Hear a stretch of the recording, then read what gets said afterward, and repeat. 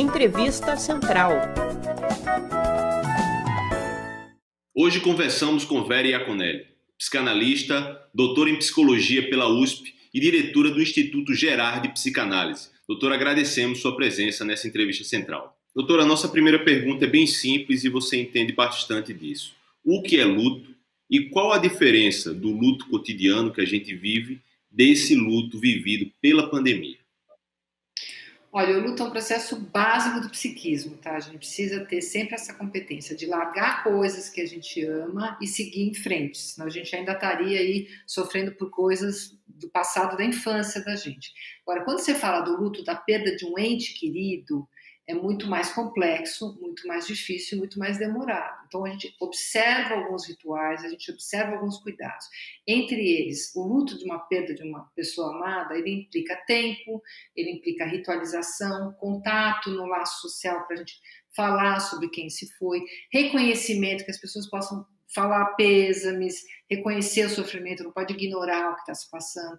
Mas ele é um processo no qual a gente perde coisas, sofre por isso, mas depois consegue retomar novos investimentos. Então, o luto é o processo no qual você supera uma perda e segue a sua vida, mesmo sentindo tristeza pela falta daquilo que ficou, né? E, doutora, a pandemia nos impôs um luto sem rituais, sem enterros, sem despedidas. O que isso pode acarretar na saúde psicológica das pessoas? Então, justamente, o luto ele precisa observar algumas condições, né? As condições do tempo, não dá para perder uma coisa e imediatamente achar que está tudo bem, a gente leva um tempo para elaborar. No caso do luto por perdas de morte, né? Requer bastante tempo, reconhecimento da perda e ritualização. O que a gente tem visto é justamente isso, né, Jonatas? Que a gente não está tendo espaços de ritualizar, a gente não consegue nos velórios, às vezes não consegue no próprio enterro, e tem muita dificuldade de estar com as pessoas que a gente ama num momento duro como esse. Então a gente precisa hoje criar novos rituais. E a gente também tem um problema, né, Jonatas? Como a negação das mortes. Ah, é só uma gripezinha. Ah, isso aí não significa nada. Isso é aviltante para quem está vivendo o luto, né? O desprezo pelo sofrimento causa mais adoecimento e sofrimento. E esse processo, digamos, essa falta do ritual de luto, ela pode acarretar em problemas psicológicos futuros e também na coletividade, pode ser um processo também coletivo esse? Sim, o luto é um processo coletivo, porque a gente sempre faz o luto, não com a pessoa que a gente perdeu, a gente faz o luto com as pessoas que ficaram, né?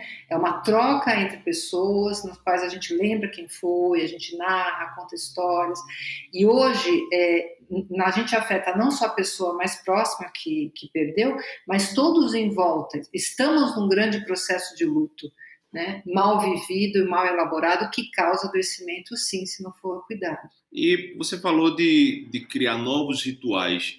Você já tem detectado algum tipo de novo ritual que possa oferecer às pessoas esse processo do luto, inclusive um processo coletivo, como você falou agora? Olha, não só no Brasil, mas fora também, as pessoas têm usado as mesmas plataformas que a gente usa para conversar, elas têm se reunido depois da perda de um ente querido e têm feito como se fosse um processo mesmo de velório, né, de ritualização, onde elas contam, às vezes cantam músicas que a pessoa gostava, trazem fotos, contam histórias. E tem sido muito interessante isso, porque, na verdade, um velório, né, um enterro, nada mais é do que um momento onde você celebra a vida da pessoa. E a gente vai tentando fazer isso no mundo virtual e tem efeitos muito interessantes. Ainda nesse assunto sobre a pandemia, esse número imenso de mortes que tem ocorrido no Brasil, dia após dia aumentando, isso pode acarretar também em processos negativos psicologicamente na coletividade no Brasil? Olha, é de se esperar que as pessoas estejam, a gente gostaria que elas estivessem sensibilizadas e um tanto tristes, porque são 158 mil mortes, fora as outras pessoas que morrem de outras coisas todo dia. Então, ficar triste não é um problema. O problema é a insensibilidade e não poder compartilhar isso com o outro. Então, o país está triste, eu acho que isso é coerente com o que a gente está vivendo. Não quer dizer que está adoecido. Adoecer é não elaborar o luto, né? A depressão, por exemplo, é um luto não realizado. E uma última pergunta: como é possível superar emocionalmente essa pandemia do novo coronavírus? Olha, nós temos competência para lidar com situações traumáticas, para lidar com o sofrimento, e a forma como a gente faz isso é no laço social, ou seja, uns com os outros, é narrando, sendo escutado, escutando o outro, compartilhando, né? Então, não se trata só de rotina para o bem-estar, ok? Mas da possibilidade de estar junto com o outro, trocar informações, trocar experiências. Essa é a ferramenta mais forte que o ser humano tem, que é a comunicação.